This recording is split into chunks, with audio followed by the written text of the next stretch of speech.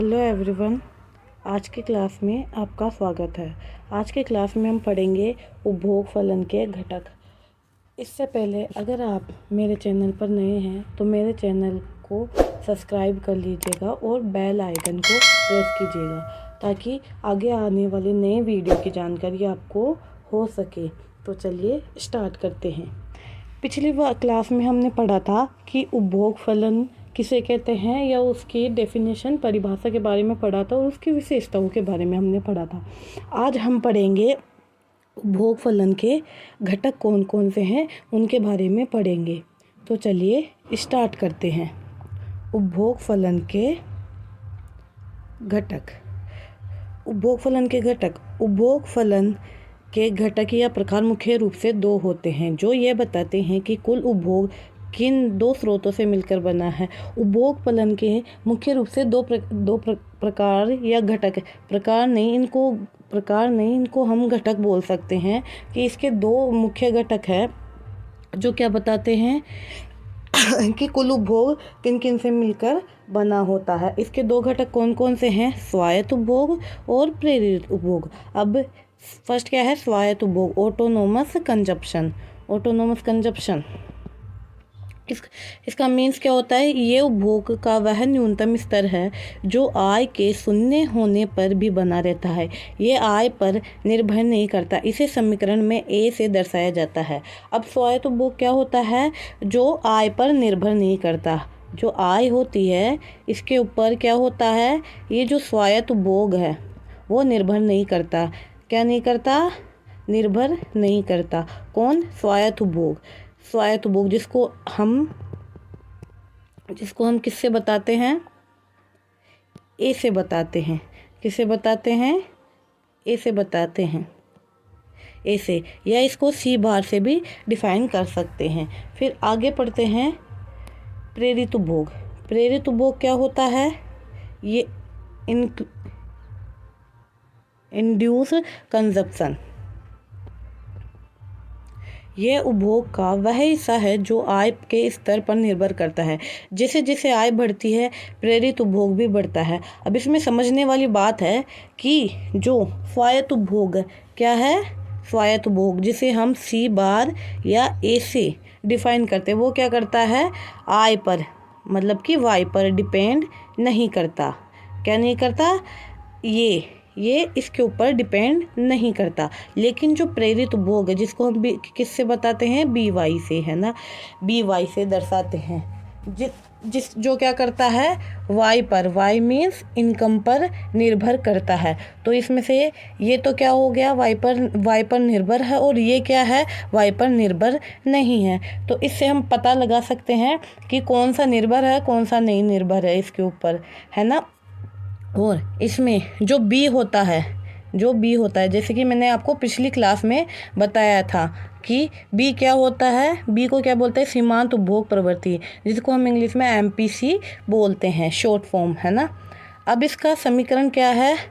कुल उपभोग फलन का समीकरण क्या होता है? जैसे हमने पढ़ा था सी बराबर ए प्लस बी वाई। इस ए की जगह हम सी बार भी लिख सकते हैं क्योंकि जो स्वायत्त उपभोग है उसको हम सी बार या ए से दोनों से डिफाइन कर सकते हैं। दोनों में से किसी से भी डिफाइन कर सकते हैं।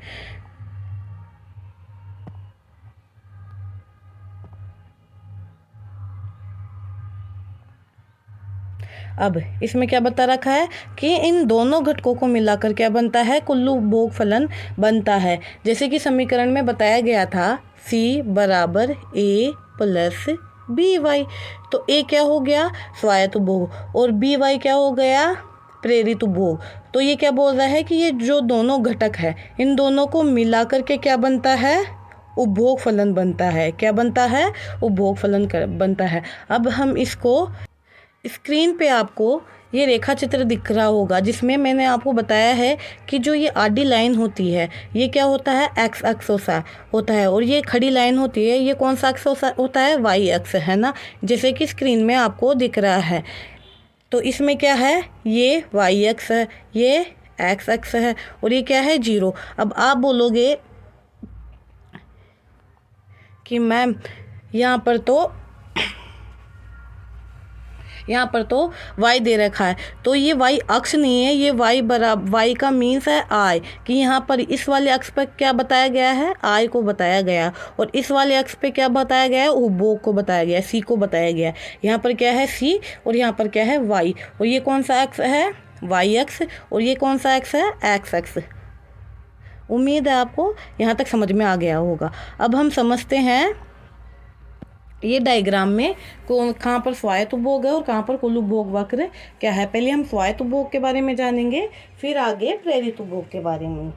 तो सबसे पहले हम देखते हैं कि जो ये लाइन तिरछी जा रही है ऊपर की साइड, ये क्या है, कुल उपभोग वक्र है, जिसमें क्या है C बराबर A प्लस BY।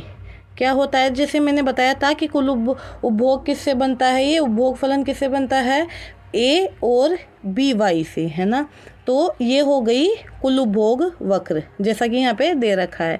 फिर जो यहाँ पे क्या दे रखा है, ये बीच में ये डैश डैश वाली लाइन है, वो क्या है, A मीन्स स्वायत्त उपभोग। इसका मीन्स क्या है कि अगर I यहाँ पर 0 भी होगी तो ये वो उपभोग है जो उपभोक्ता या कोई भी इंसान इसको छोड़ नहीं सकता या इसको नकार नहीं सकता, उसको ये वाला उपभोग करना पड़ेगा। मतलब कि जो उसकी रोज़मर्रा की ज़िंदगी, जिसमें जैसे हमने पढ़ा था कि भोजन दवाइयाँ अगर उसको नीड है दवाइयों की, है ना, और जैसे कि भोजन है, भोजन के लिए उसको एक मिनिमम खर्च जो करना पड़ता है, वो अगर उसके आय आ भी नहीं रही है या फिर उसके कोई इनकम का सोर्स नहीं है, इनकम आ नहीं रही है, तब भी उसको ये वाला उपभोग तो करना पड़ेगा। तो ये क्या हो गया, स्वायत्त उपभोग, जो 0 आय पर भी, मतलब कि जब आय शून्य है, आय क्या है, आय क्या है, शून्य, तब भी उसको ये वाला उपभोग तो करना ही पड़ेगा। उम्मीद है आपको यहाँ तक समझ में आ गया होगा। चलिए आगे चलते हैं। अब इसमें इस रेखा चित्र को समझाया गया है। अगर आपको किसी भी रेखा चित्र को समझना है तो जो उसकी थ्योरी है रेखा चित्र की, है ना, उसको उस रेखा चित्र को देखने के साथ साथ में उस थ्योरी को रीड किया करो, जिससे क्या होगा, आपको रेखा चित्र से ही थ्योरी बनाना आ जाएगी। जैसे कि हम इसमें पढ़ते हैं कि एक्स अक्ष क्या, एक्स अक्ष मैंने बताया था ना कि एक्स अक्ष क्या दर्शाता है, आय को दर्शाता है। वाई अक्ष पे क्या दर्शाया गया है, उपभोग फलन दर्शाया गया है। और बिंदु ए कौन सा स्तर है, वह स्तर है जहाँ से वक्र एक्स को वाई अक्ष को काटता है। ये वही बिंदु है ना। देखिए, देखते हैं कि ए बिंदु कहाँ पर रहा, ये रहा, जो क्या कर रहा है, ये जो वाई अक्ष है, क्या है, ये वाई अक्ष है, जिसको क्या कर रहा है, काट रहा है। समझ में आ गया। अब आगे देखो, आगे बिंदु है सीधी रेखा, सीधी रेखा C बराबर A प्लस BY। जो ये वाला वक्र था, इस पे ये वाली लाइन जारी थी, C बराबर A प्लस BY, यही वो रेखा है ना। तो ये क्या है, ये ऊपर की ओर झुकी हुई है। ये क्या है, ऐसे झुकी हुई थी ना, ऐसे झुकी हुई थी। तो ये क्या है, जो आय में वृद्धि के साथ उपभोग में होने वाली वृद्धि को भी दर्शाती है। ये क्या करती है, ये जो आय में भी वृद्धि है उसके साथ में जो उपभोग में वृद्धि हो रही है ना, उसको भी दर्शाती है। ये वाली लाइन कौन सी है, जो आय और उपभोग दोनों में वृद्धि को दर्शाती है। आगे हम पढ़ेंगे उपभोग फलन के प्रकार, टाइप ऑफ कंजप्शन फंक्शन। अब इसमें क्या दे रखा है, समय अवधि, मतलब कि टाइम पीरियड के आधार पर इसके 2 प्रकार होते हैं। कौन कौन से, फर्स्ट है उसमें अल्पकालीन उपभोग फलन, अल्पकालीन उपभोग फलन, जिसको इंग्लिश में क्या बोलते हैं, शॉर्ट रन कंजप्शन फंक्शन। अब इसके बारे में हम जानेंगे कि ये क्या है। कम समय अवधि में पाए जाने वाला वह उपभोग फलन जिसमें स्वायत्त उपभोग, मतलब कि A मौजूद होता है, यानी आय शून्य होने पर भी न्यूनतम जीवन रक्षा के लिए कुछ न कुछ खर्च पुरानी बचत या कर्ज से जरूर किया जाता है। किन्स का पूरा सिद्धांत इसी पर आधारित है। मतलब कि अल्पकालीन उपभोग फलन क्या है, जिसमें अगर आय कुछ भी नहीं है उसमें भी हमें उपभोग करना पड़ता है। एक तरह से ये क्या है, A या C बार के बारे में बताता है। C बार क्या है या A क्या है, स्वायत्त उपभोग। स्वायत्त उपभोग क्या होता है, जो कि आय के शून्य होने पर भी किया जाता है, चाहे वो पुरानी बचतों से, पुरानी बचतों से किया जाए या कर्ज लेके किया जाए, लेकिन वो जो उपभोग है हम उसको शून्य नहीं कर सकते, क्योंकि वो क्या है, अपने लिए ज़रूरी है। तो अल्पकालीन उपभोग फलन किसके बेस पर है, ये स्वायत्त उपभोग के बेस पर होता है। और किन्स का ये पूरा सिद्धांत है वो किस पर आधारित है, ये अल्पकालीन उपभोग फलन पर आधारित है। अब इस अल्पकालीन उपभोग फलन की विशेषता क्या है, इसमें आय बढ़ने के साथ साथ एपीसी घटती है और हमेशा एपीसी लेस देन एमपीसी होता है। मतलब कि जब आय बढ़ेगी तो क्या होगी, एपीसी साथ साथ में बढ़ती है। आय बढ़ने के साथ साथ क्या होता है, एपीसी बढ़ती है, और एपीसी हमेशा क्या होगी, एमपीसी से बड़ी होगी, मतलब कि ये ज़्यादा होगी एमपीसी से। अब आगे हम देखते हैं,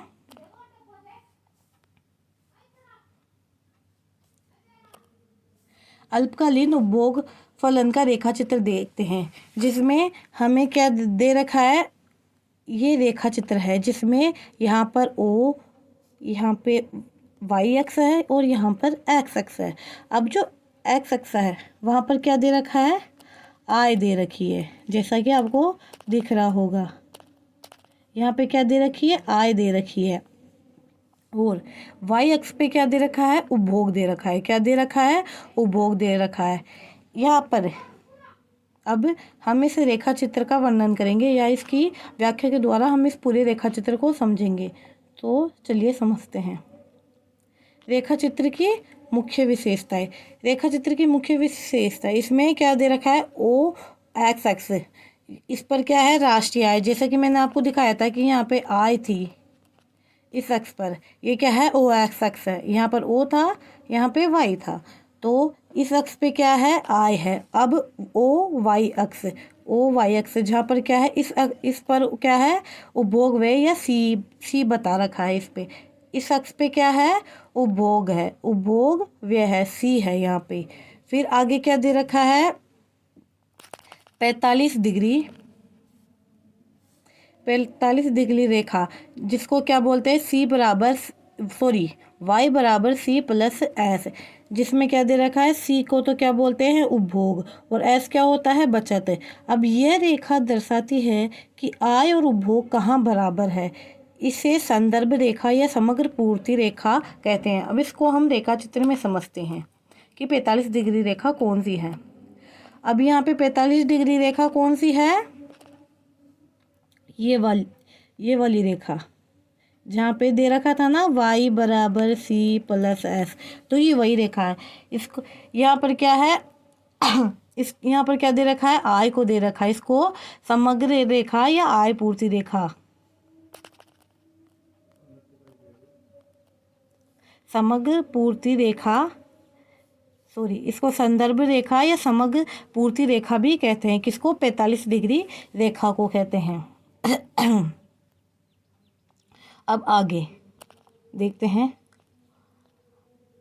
45 डिग्री रेखा के बाद में क्या था, उपभोग वक्र सी बराबर ए प्लस बी वाई। यहाँ पे क्या है, यह वक्र मूल बिंदु ओ से शुरू न होकर ओ वाई अक्ष पर एक निश्चित ऊंचाई से शुरू होता है। ऐसा इसलिए है क्योंकि आय शून्य होने पर भी जीवित रहने के लिए न्यूनतम उपभोग स्वायत्त उपभोग जरूरी होता है। अब इसको हम कैसे समझेंगे कि जैसे हमने ये बनाया अल्पकालीन उपभोग फलन रेखा चित्र, यहाँ पे क्या है, वाई एक्स, यहाँ पे एक्स एक्स, यहाँ पे हम आय को ले लेते हैं, यहाँ पर क्या है, उपभोग। अब ये क्या है, 45 डिग्री रेखा, ये क्या है, उपभोग रेखा। अब ये क्या बोल रहा है, उपभोग वक्र सी बराबर ए प्लस बी वाई, सी बराबर ए प्लस बी वाई। ये वाली रेखा कौन सी है, ये रेखा है, उपभोग वक्र रेखा है, जहाँ पर क्या है, यह वक्र मूल बिंदु 0 से शुरू न होकर ओ वाई अक्ष पर एक निश्चित ऊंचाई से शुरू होता है। अब ये क्या है, उपभोग, ये सी बराबर ए प्लस बी वाई, मतलब कि ये उपभोग वक्र कहाँ पर है, ये कहाँ से शुरू नहीं होता, ओ से शुरू नहीं होता। मतलब कि ये जो ये ओ दे रखा है, यहाँ से शुरू ना होकर ये कहाँ से शुरू होता है, ओ वाई अक्ष से शुरू होता है। जैसा कि आपने ये देख रखा है, यहाँ पर क्या है, ये क्या है, स्वायत्त उपभोग को दर्शाता है। और ये जो उपभोग वक्र कहाँ से स्टार्ट हो रहा है, ओ वाई एक्स से स्टार्ट हो रहा है। ऐसा इसलिए है क्योंकि आय शून्य होने पर भी जीवित रहने के लिए न्यूनतम उपभोग जरूरी होता है। अब ऐसा किस लिए है, जैसे कि मान लो कि आपके पास आय का कोई सोर्स नहीं है या इनकम का कोई सोर्स नहीं है, तब भी आपको उपभोग तो न्यूनतम उपभोग तो करना पड़ेगा। तो क्या है यहाँ पर, आय तो क्या है, आय तो बिल्कुल भी नहीं हो रही, लेकिन उपभोग तो हो रहा है ना। तो ये न्यूनतम उपभोग को दर्शाता है कि यहाँ पर क्या है, ये न्यूनतम उपभोग को दर्शा रहा है कि इतना उपभोग तो एक व्यक्ति करेगा, चाहे उसके पास आय का कोई सोर्स हो या ना हो। अब आगे देखते हैं ग्राफ के कुछ मुख्य बिंदु। इसमें फर्स्ट है शून्य आय पर उपभोग। जब आय शून्य मतलब कि y बराबर 0 मतलब कि आय शून्य होती है, तब भी उपभोग का स्तर ओ वाई अक्ष पर a के बराबर होता है। इसे पिछली बचतों को खर्च करके या कर्ज लेके पूरा किया जाता है। जैसे कि मैंने आपको बताया था कि ये वाला अक्ष क्या है, ओ वाई अक्ष। तो यहाँ पर क्या है, उपभोग के स्तर को दिखाया जाता है या फिर स्वायत्त उपभोग को, जो यहाँ से रेखा स्टार्ट होती है। ये क्या है, न्यूनतम उपभोग है, जो एक व्यक्ति को उसके पास आय का कोई सोर्स हो या ना हो, उसको ये उपभोग तो करना ही पड़ेगा, जिसको हम ए या सी बार से डिफाइन करते हैं। अब आगे है समविच्छेद बिंदु, ब्रेक इवन पॉइंट। जहां उपभोग वक्र 45 डिग्री की रेखा को काटता है, वहां आय और उपभोग दोनों बराबर होते हैं।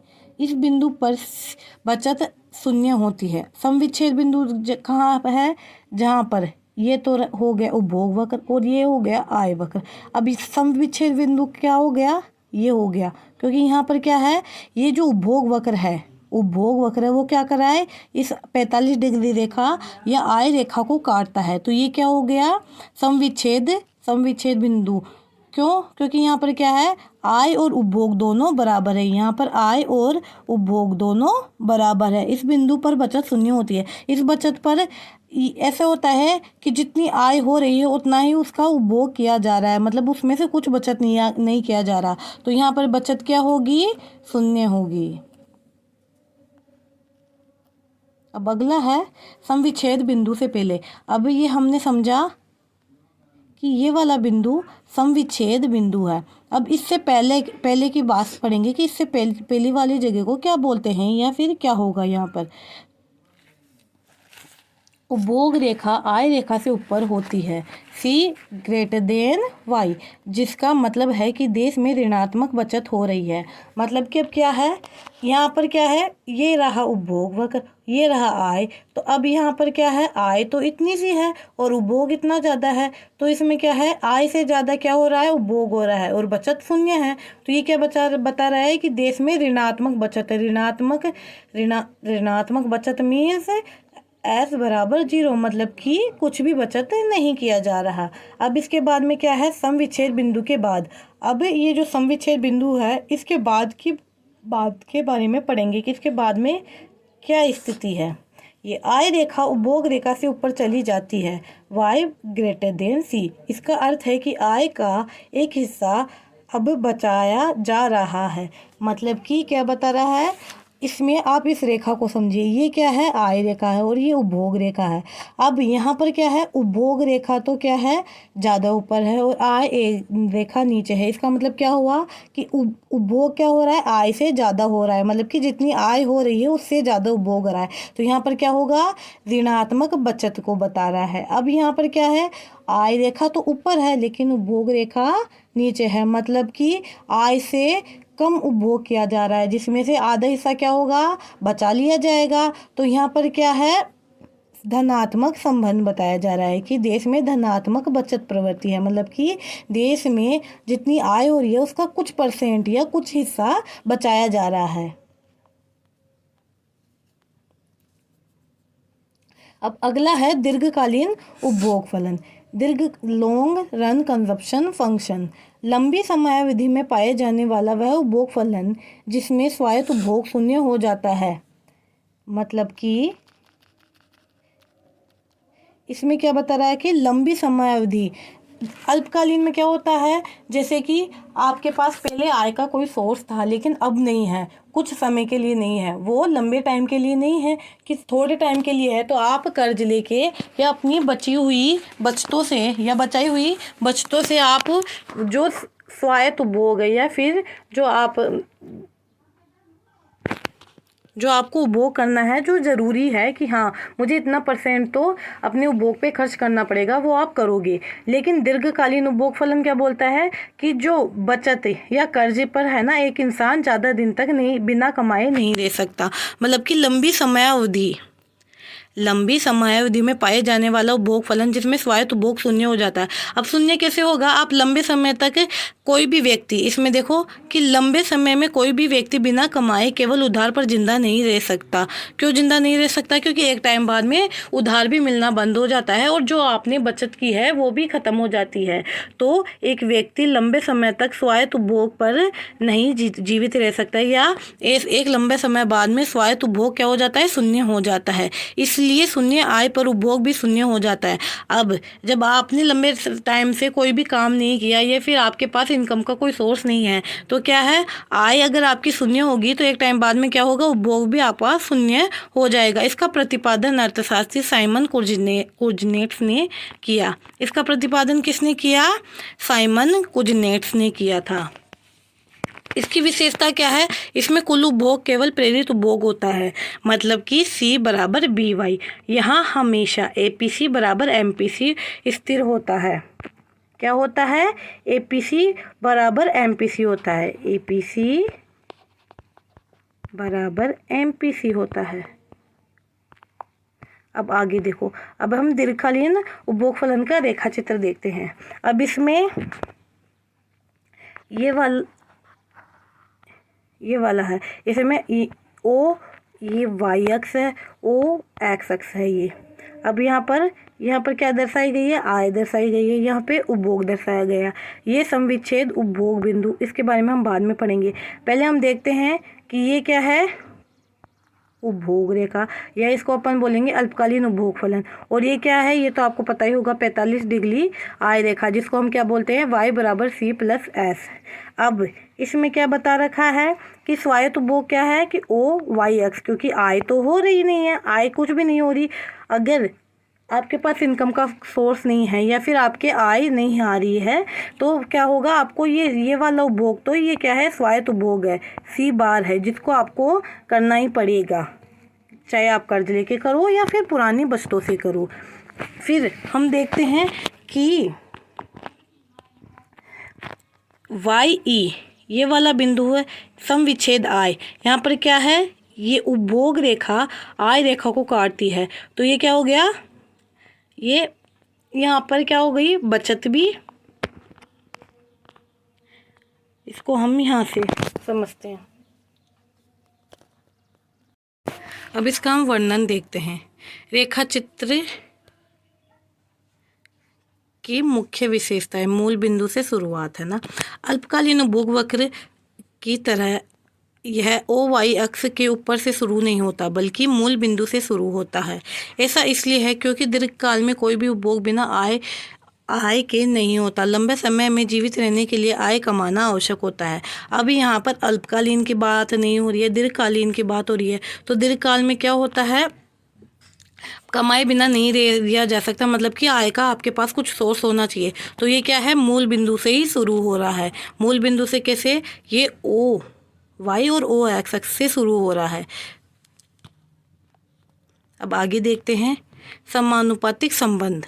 दीर्घकालीन उपभोग वर्ग C बराबर BY एक सीधी रेखा के रूप में आगे बढ़ता है। ये दर्शाता है कि दीर्घकाल में जिस अनुपात में आय बढ़ती है, ठीक उसी अनुपात में उपभोग भी बढ़ता है। अब इसको हम रेखाचित्र से समझते हैं कि दीर्घकालीन उपभोग वक्र क्या है, C बराबर BY।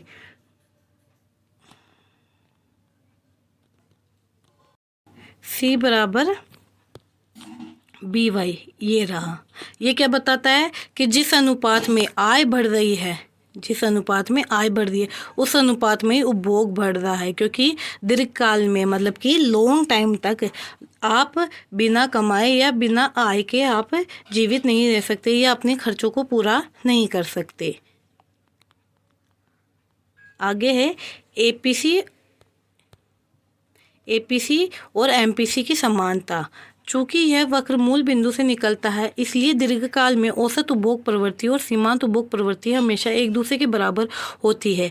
एपीसी बराबर एमपीसी, यानी लंबी समय अवधि में लोग अपनी बढ़ी हुई आय का एक स्थिर हिस्सा ही खर्च करते हैं। मतलब कि इसमें क्या बता रखा है कि जो अपना वक्र है वो क्या है, मूल बिंदु से स्टार्ट हो रहा है, तो क्या होगा, इसलिए दीर्घकाल में औसत उपभोग प्रवृत्ति जो कि किसको क्या बोलते हैं, एमपीसी और एपीसी दोनों एक दूसरे के बराबर होती है।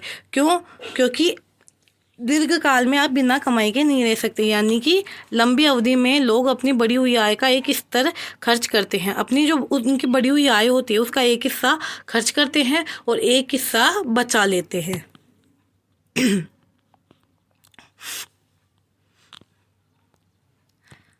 अल्पकाल और दीर्घकाल में अंतर। अब हम इन दोनों के बीच में अंतर को समझेंगे। अल्पकाल मीन्स शॉर्ट रन। अल्पकालीन वक्र में जब आय शून्य होती है तब भी ए के बराबर उपभोग होता है और समविच्छेद बिंदु y से पहले ऋणात्मक बचत होती है। अपन ने अल्पकालीन उपभोग फलन में पढ़ा था कि ये तो है उपभोग वक्र और ये है आय वक्र। अब इस बिंदु से, इसको क्या बोलते हैं, समविच्छेद बिंदु से, इससे क्या होती, इससे पहले क्या होती है, बचत ऋणात्मक होती है या उपभोग ज़्यादा होता है, और इसके बाद में क्या होती है, बचत होती है या बचत धनात्मक होती है। तो इसमें क्या बता रहा है कि अल्पकालीन वक्र में जब आय शून्य होती है, कि अभी ये क्या है, ये सी को बता रहा है, तो यहाँ पर क्या है, ये वाला उपभोग तो जरूर करना पड़ रहा है, तो इसमें क्या है, आय तो शून्य है, आय तो क्या है, 0 है, फिर भी बचत करना पड़ रहा है, तब क्या है, तब भी आय ए के बराबर उपभोग होता है। मतलब कि जो ये ए है इसको क्या बोलते हैं, स्वायत्त उपभोग या सी बार है ना, ए के बराबर क्या हो रहा है, उपभोग हो रहा है। समविच्छेद बिंदु वाई ई से पहले ऋणात्मक बचत होती है, और वाई ई से पहले क्या होती है, जैसे कि ये वाई ई, इससे पहले क्या है, ऋणात्मक है बचत। दीर्घकाल, लॉन्ग टर्म या लॉन्ग रन। दीर्घकाल में न तो ऋणात्मक बचत होती है और न ही समविच्छेद बिंदु की समस्या होती है, क्योंकि उपभोग हमेशा आय के अनुपात में चलता है। संक्षेप में दीर्घकाल में उपभोग की तरह से आय पर निर्भर करता है और समाज अपनी आय का एक निश्चित व स्थिर प्रतिशत हमेशा उपभोग पर व्यय करता है। अब इसमें हम ये समझ सकते हैं कि दीर्घकाल में उपभोग पूरी तरह से आय पर ही निर्भर होता है। अगर आय होगी तो उपभोग होगा, आय नहीं होगी तो उपभोग नहीं होगा। और समाज क्या होता है, अपनी आय का एक निश्चित या स्थिर प्रतिशत हमेशा उपभोग पर व्यय करता है। आगे हम पढ़ेंगे उपभोग फलन के माप।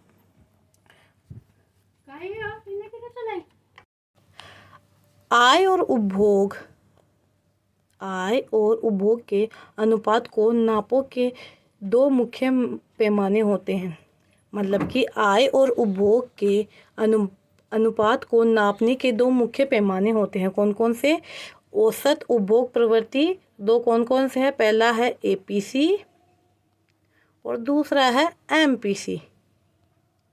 एपीसी मीन्स औसत उपभोग प्रवृत्ति और एमपीसी में सीमांत उपभोग प्रवृत्ति। अब सबसे पहले हम पढ़ेंगे एपीसी के बारे में, औसत उपभोग प्रवृत्ति के बारे में।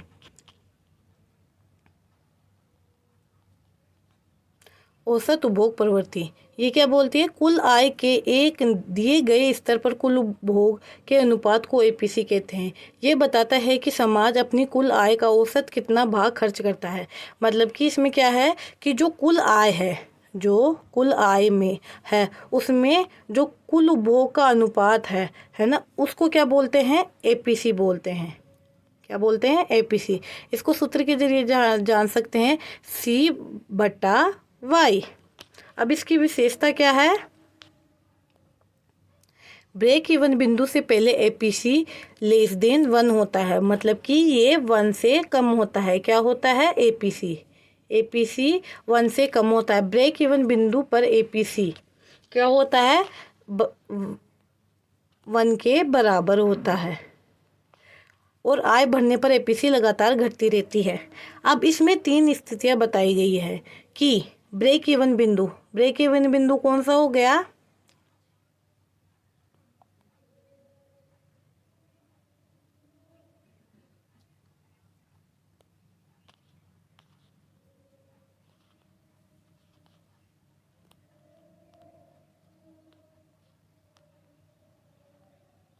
ये ब्रेक इवन बिंदु है।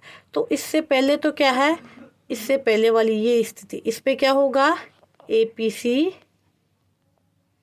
ग्रेटर देन 1, की एपीसी 1 से ज़्यादा होगा। और इस बिंदु पे क्या होगा? इस बिंदु पे एपीसी 1 के बराबर होगा। और यहाँ पे इस वाली स्थिति पे क्या होगा? APC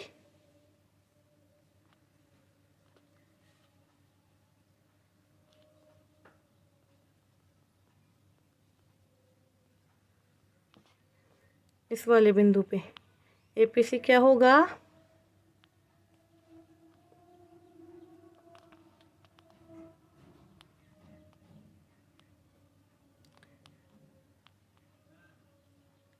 less than 1। अब इस पे 3 स्थिति बताई गई है कि एपीसी ब्रेक इवन बिंदु से बिंदु से पहले तो 1 से ज़्यादा होगा, ब्रेक इवन बिंदु पे 1 के बराबर होगा, 1 के बराबर होगा, और ब्रेक इवन बिंदु के बाद में क्या होगा? 1 से कम होगा। अब इसको हम रेखा चित्र से समझते हैं।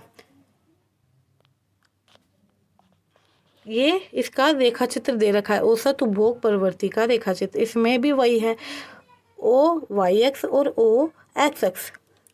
ओ वाई एक्स पर उपभोग व्यय दर्शाया गया, ओ वाई एक्स पर क्या है? राष्ट्रीय आय दर्शाई गई है। सॉरी, ओ एक्स एक्स पर राष्ट्रीय आय और ओ वाई एक्स पर उपभोग व्यय दर्शाया गया है। अब इसका वर्णन देखते हैं। रेखा चित्र का वर्णन, मुख्य बिंदु, अक्षों का निर्धारण। जैसा कि मैंने आपको बताया था, ओ एक्स एक्स पर क्या है? राष्ट्रीय आय है। ओ वाई एक्स पर क्या है? उपभोग व्यय है। अब उपभोग वक्र, रेखा चित्र में जो मुख्य रूप से उठती हुई रेखा है वह उपभोग वक्र है। इस वक्र पर अलग अलग बिंदुओं पर एपीसी की गणना की गई है। अब इसमें क्या बोल रहा है कि ये जो उठता हुआ, उभरा हुआ, ऊपर की तरफ जाता हुआ ये जो वक्र है, ये क्या है? उपभोग वक्र है। इसके अलग अलग बिंदु पर आय की और उपभोग की अलग अलग स्थिति दर्शाई गई है। जैसे कि x1 आय होने पर y1 उपभोग होता है और x2 आय होने पर y2 उपभोग होता है।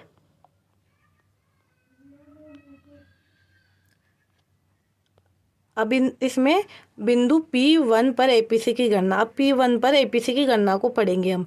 जब देश की आय का स्तर OX1 या Y1 है तब उपभोग का स्तर OY1 या C1 के बराबर होता है। इसलिए बिंदु P1 पर एपीसी बराबर C1 Y1 या Y1 भाग OX1 होगी। मतलब कि ये है P1 बिंदु, ये क्या है? P1 बिंदु। इस पर क्या है? X1 राष्ट्रीय आय पर Y1 उपभोग व्यय होगा और क्या होगा? यहाँ पर क्या है? एपीसी बराबर C1 बटे Y1 बराबर OY1 बटे OX1, ये स्थिति है। अब बिंदु P2 पर एपीसी की गणना, जब राष्ट्रीय आय बढ़कर OX2 हो या Y2 हो जाती है तो उपभोग भी बढ़कर Y2 या C2 हो जाता है। इसलिए बिंदु P2 पर क्या होता है? एपीसी बराबर C2 ओब्लिक Y2 बराबर Y2 ओब्लिक OX2 होगी। अब इसको समझते हैं।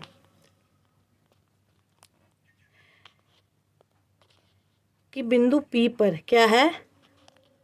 बिंदु P2 पर क्या होगा? X2 आय होने पर उपभोग कितना होगा, उपभोग व्यय या उपभोग कितना हो जाएगा, Y2 हो जाएगा। जहाँ पर APC क्या होगी, APC बराबर क्या होगा, C2 बटे Y2 और बराबर OY2 बटे OX2 हो जाएगा।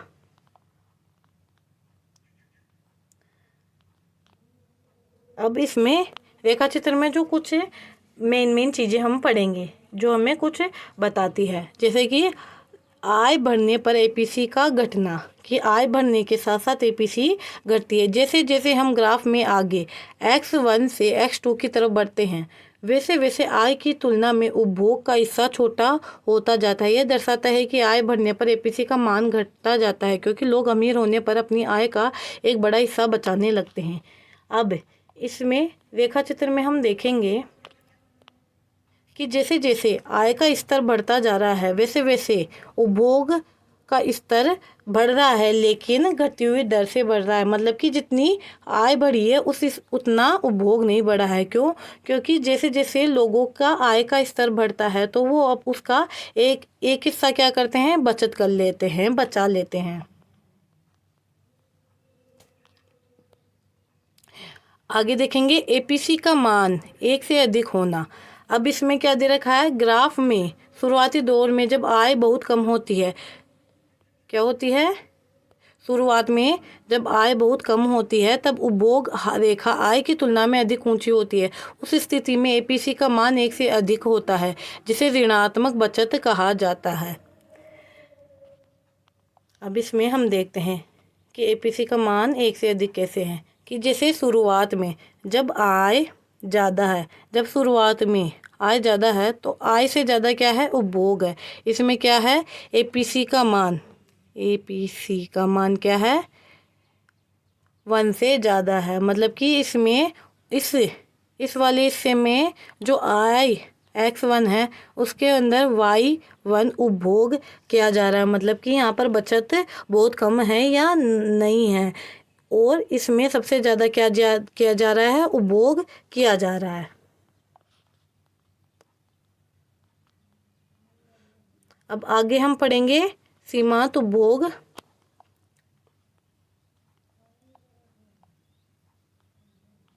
आगे हम पढ़ेंगे सीमांत उपभोग प्रवृत्ति MPC के बारे में।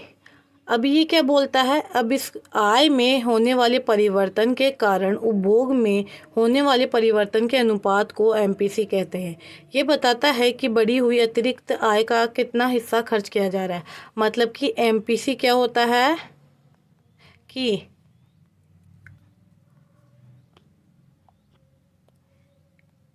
MPC क्या बोलता है कि आय में होने वाले परिवर्तन से जो उपभोग में परिवर्तन होता है उसी को क्या बोलते हैं, MPC बोलते हैं। इसकी विशेषता क्या है, इसका मूल्य हमेशा 0 और 1 के बीच होता है। 0 less than MPC less than 1। मतलब कि MPC से कम, 0 क्या होता है, MPC से कम होता है, और MPC किससे कम होता है, 1 से। मतलब कि इसका मान क्या होगा, 0 और 1 के बीच में होता है। यह उपभोग वक्र की ढाल या झुकाव को दर्शाता है। ये क्या आता है, उपभोग वक्र होता है ना, जो OY से स्टार्ट होता है, उसके ढाल को बताता है। आगे हम पढ़ेंगे सीमांत उपभोग प्रवृत्ति का रेखा चित्र। अब हम इसके रेखा चित्र के बारे में पढ़ेंगे। अब इसमें क्या है, ये वाला अक्ष क्या है, OY अक्ष, जहाँ पर क्या है, उपभोग व्यय को दर्शाया गया है। और ये वाला अक्ष क्या है, OX अक्ष, जहाँ पर क्या है, राष्ट्रीय आय दर्शाई गई है। अब इसमें जो ये वक्र जा रहा है इसको क्या बोलेंगे, उपभोग वक्र, C, है ना। अब इसमें हम देखेंगे इसके अलग अलग बिंदुओं पर अलग अलग स्थिति के बारे में पढ़ेंगे कि X1 राष्ट्रीय आय होने पर Y1 उपभोग होता है, और X2 आय होने पर Y2 उपभोग होता है। अब इसमें आप देखोगे कि जो ये आय बढ़ी है, क्या है, P1 से P2 I बढ़ी है, इसमें I में तो परिवर्तन ज़्यादा हुआ है, लेकिन इसके बीच में जो उपभोग में परिवर्तन हुआ है वो क्या है, I में परिवर्तन से कम हुआ है। क्यों? क्योंकि अब इसमें एक हिस्सा इसका बचा लिया जाता है।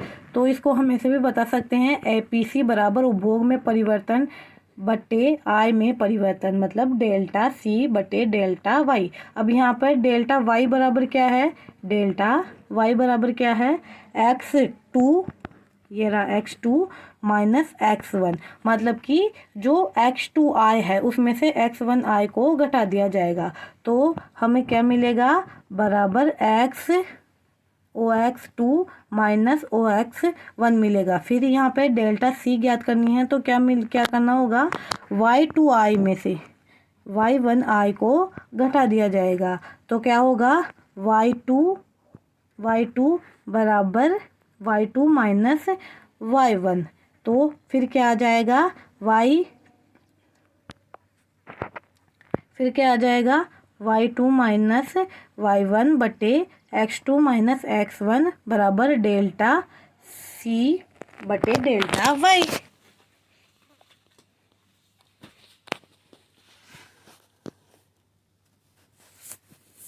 अब इसमें हम ग्राफ के कुछ मुख्य बिंदु के बारे में बात करते हैं। I में परिवर्तन डेल्टा बाई, जब राशि I x से बढ़कर x2 हो जाती है तो I में होने वाले इस बदलाव को ग्राफ में नीचे डेल्टा Y वाले क्षैतिज ब्रैकेट से दर्शाया गया, जो मैंने आपको बताया था। फिर आगे है उपभोग में परिवर्तन डेल्टा C। आय बढ़ने के कारण खर्च भी बढ़ जाता है, जिससे उपभोग Y1 से बढ़कर Y2 हो जाता है। उपभोग में होने वाले इस बदलाव को बाई और डेल्टा C वाले लंबवत ब्रैकेट से दिखाया गया है। उपभोग वक्र की ढाल या स्लोप, बिंदु P1 से P2 के बीच उपभोग वक्र की जो चढ़ाई या ढाल है वही असल में सीमांत उपभोग प्रवृत्ति MPC है। ये बताती है कि अतिरिक्त आय होने पर उपभोग किस गति से बढ़ेगा। अब इसमें MPC क्या बताती है, ये वाला जो ढाल है ये क्या है, असल में क्या है, MPC। क्या है, MPC।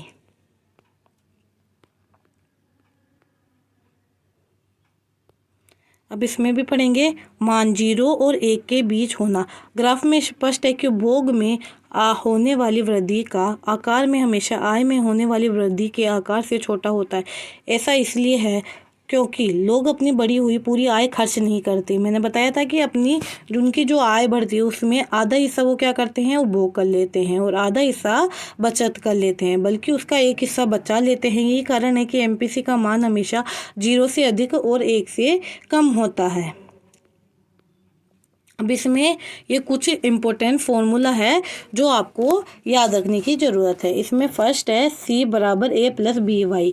ये क्या था, उपभोग फलन का, जो हमने शुरू में पढ़ा था ना कि उपभोग फलन का समीकरण क्या होता है, C बराबर A प्लस BY। ये क्या है, अल्पकालीन समीकरण है जहाँ पर B बराबर क्या होता है, MPC। अब अगला है C, इसमें C या A। C बराबर क्या है,